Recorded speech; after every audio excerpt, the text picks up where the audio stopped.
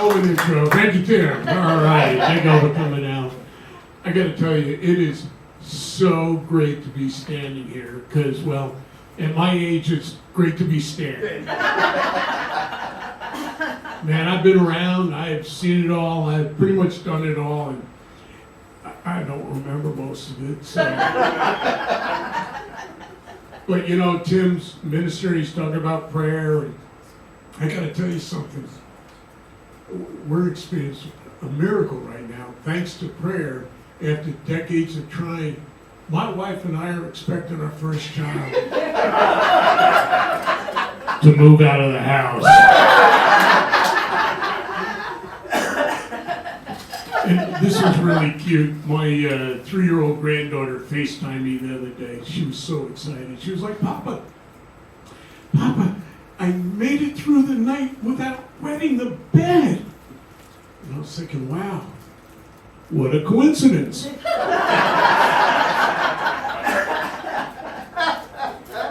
I was talking to my 6-year-old grandson the other day. He's over the house, and I said, oh, what are you learning in school? He said, we're learning about Abraham Lincoln. I said, oh, I love Lincoln. Oh, did you go to school with him, Papa? And my wife's like, yeah, but Papa was a grade ahead of him. They're both out of my will. So I said, tell me more about him. Well, he was the 16th president, and he signed the Emancipation Proclamation, and that was to end slavery. I was impressed. So I wanted to see if he knew the term abolitionist. So I said, what did they call the people that wanted to end slavery? He said, slaves.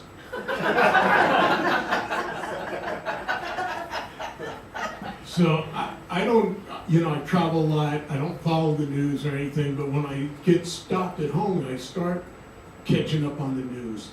And I just read, you probably all know this, is months old, but this woman who murdered her family by feeding them poisonous mushrooms. Remember that? Yeah, she's going to jail for life, but her cookbook is on the bestseller list. It's called Killer Recipes. Not to be outdone by her sequel coming out next March called Desserts to Die For.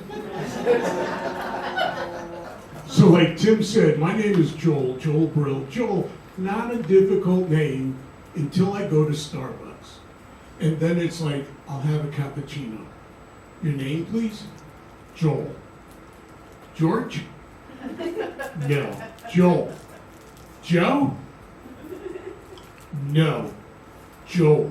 It's like Joe with an L. Oh, Joel? I'm like, you know what? Just put Bob. 5 minutes later, they're calling cappuccino for put Bob. I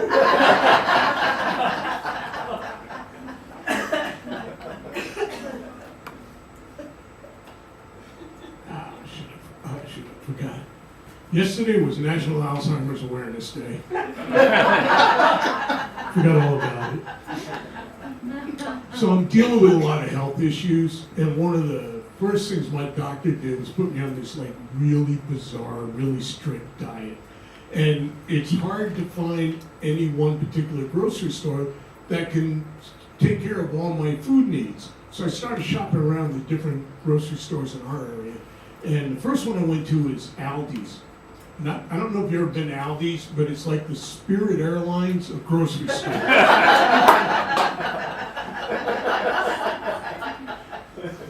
It's like shopping in a third world country.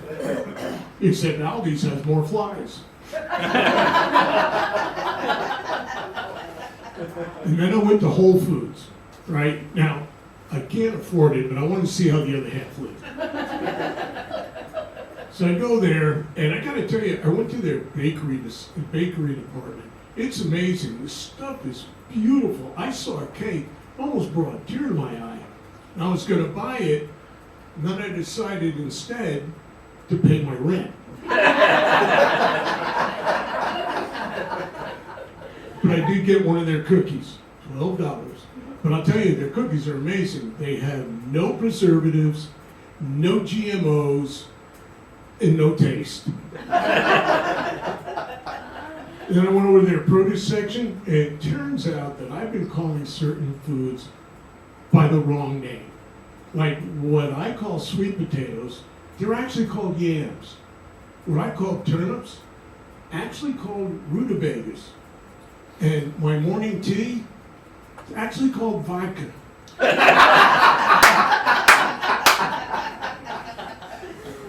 So as Tim said, I have been married to the same woman for over 45 years. Don't clap, I didn't say they were good years. I'm sorry, she's here, it's okay. Believe it or not, I'm the romantic one in our relationship. So when I proposed, I took her to a really fancy restaurant.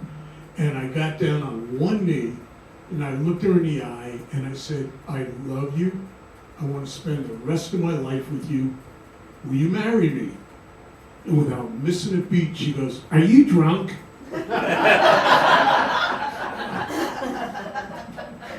I wasn't, but I have been every day since.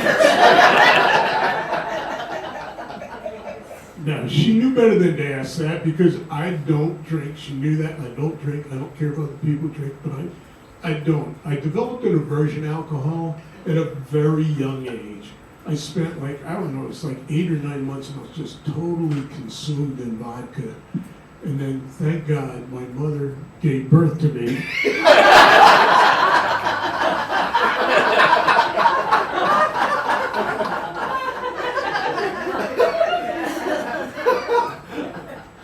My mom she's in her 90s, going strong. Called me up the other day, all freaked out. Somebody hacked her Amazon account. She goes, how could that happen? I said, well, Mom, evidently somebody knows your password. Well, that's not possible. I don't even know my password. Then she starts telling me about her newest boyfriend.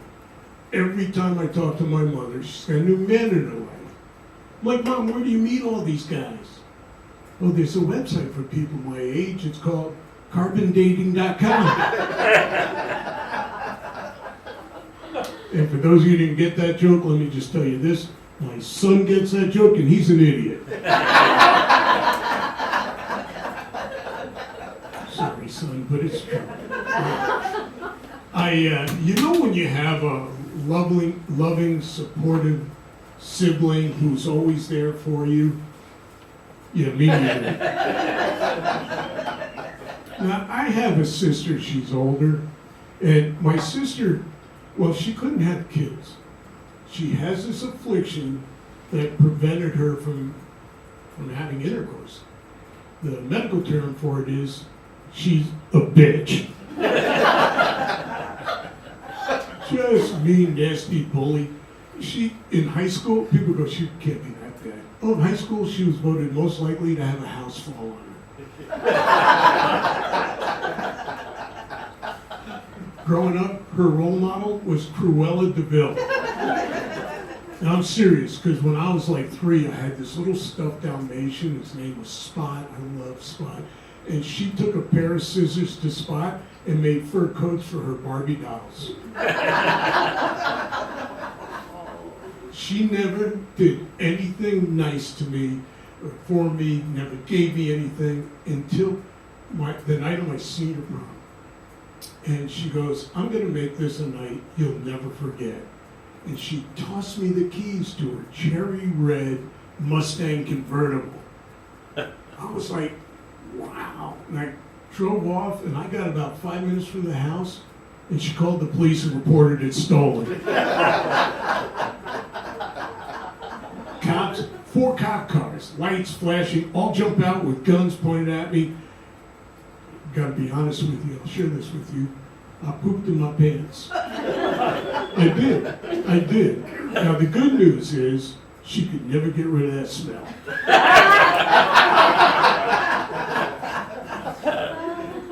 We recently put her in hospice. There's nothing wrong with her, but we're hoping.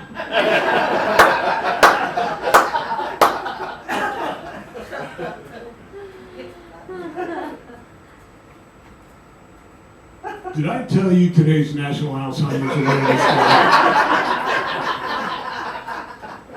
Day? So one of the ways, I recently lost over 100 pounds. There you go. Thank you. Thank you. I said this at a show the other night, and some smart aleck in the audience goes, "Oh, did you get a divorce?" I said, "No, that would have been 200 pounds." Sorry, dear.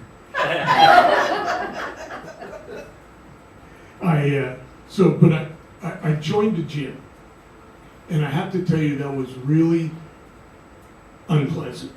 The guy that ran the gym was a real jerk.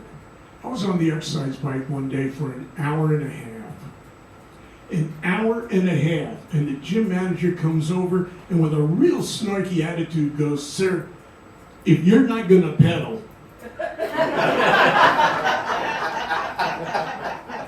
I'm like, "Dude, I'm coasting." Then he reached over and took one of my donuts. Told you he was a jerk. So now I don't go to the gym anymore. I get my exercise like most people my age, walking around parking lots looking for my car.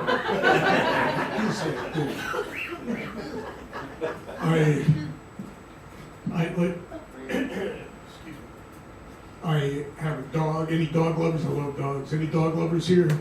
Yeah, I can't see it. I love my dog. I love my dog more than my wife does. I love my dog more than my wife does. Years ago, we got a dog, and my teenage son at the time wanted the dog to sleep with him. And my wife's like, "No, what about the smell?" I said, "She's a dog. She'll get used to it."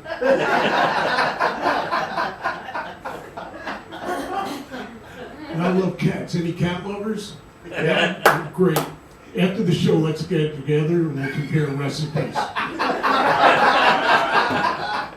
I'm kidding. I love a cat. I love cats. I would love to have a cat, but unfortunately, my wife's allergic to my happiness.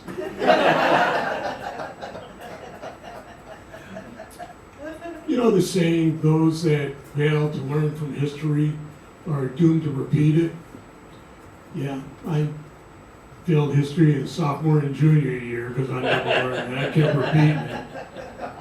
I was a terrible student. I couldn't learn properly, and so when I was young, they had me tested. And I had several things that were getting in the way. One of them was, they had me tested, they called me into the guidance counselor's office, and he goes, "Turns out you have a reading disorder." And he goes, "We want you to learn about it." And he handed me a booklet and said, "Read about it." So I struggled. I read a page and a half, or I struggled for a page. Turns out I have this disorder where the letters get mixed up and everything. I have Lex Dixie.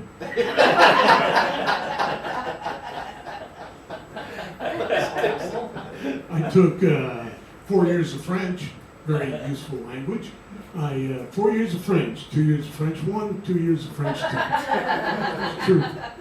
My wife and I were in Paris, and I thought I'd impress her by ordering dinner in French. And so I ordered the waiter, the real snooty French guy. I know that's redundant. Looks down over his pen and he goes, "Monsieur, you've just ordered a half-baked tractor." I said, "I'm sorry. I wanted that well done." Senior year of high school, the guidance counselor had me come in. He said, "So what are your plans, future once you get out of here?" I said, "Well, my mom wants me to go to medical school." And he said, "Well, the only way you're getting into medical school is as a cadaver."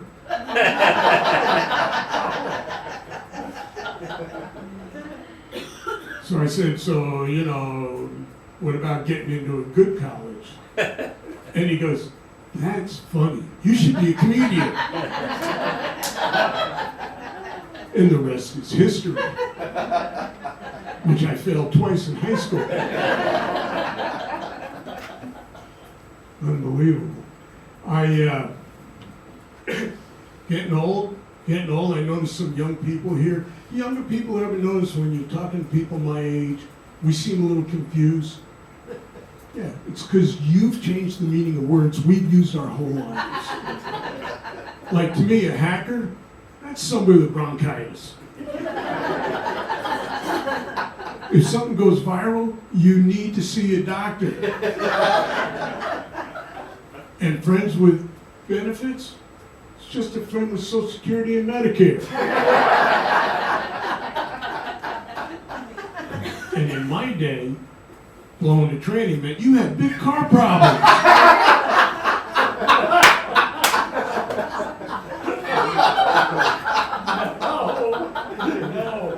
I know, it's supposed to be a clean show. Sorry, Tim. I kept it as clean as I could. But then, and a lot of you older people, can relate to this. I have, my body just, it rebels.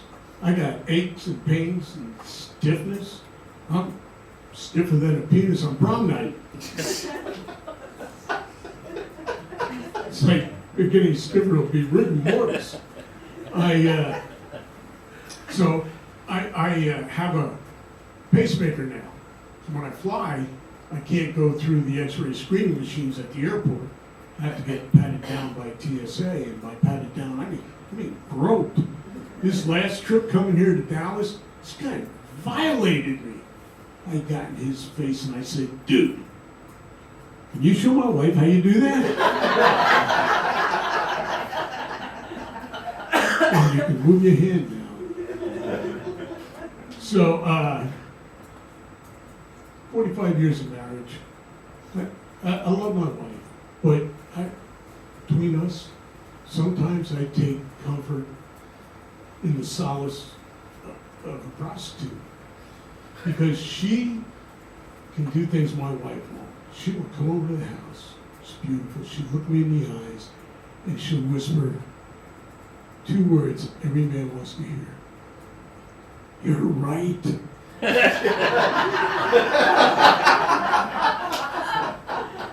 And if it couldn't get any better, she goes, you're always right. And then for the next 45 minutes, we just sit there in silence. Best $500 investment ever. My wife, who I lovingly refer to as my little dream killer, she wanted me to see a therapist. She goes, you're always acting angry. I go, who's acting? So I'm seeing a therapist. She's frustrated with me. She's like halfway through a session. Oh my God, this isn't working.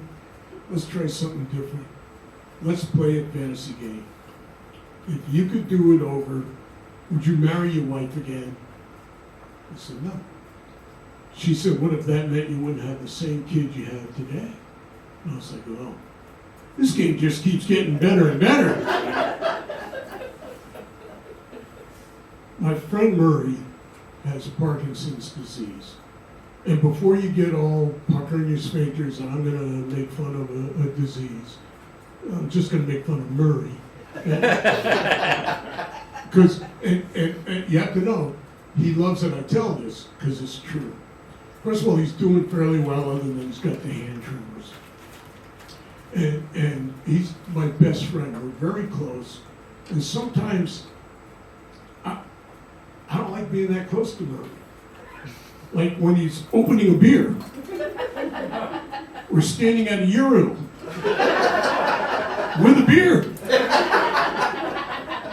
Dude, put those things away. Our little grandkids play soccer together. We're at a game one day and I'm standing there with Murray.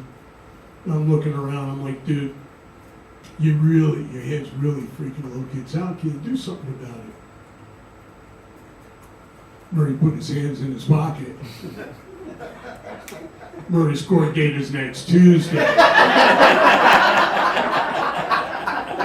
Ladies and gentlemen, you have been a little slice of heaven, and before I go, please don't forget, tomorrow is National Alzheimer's Day.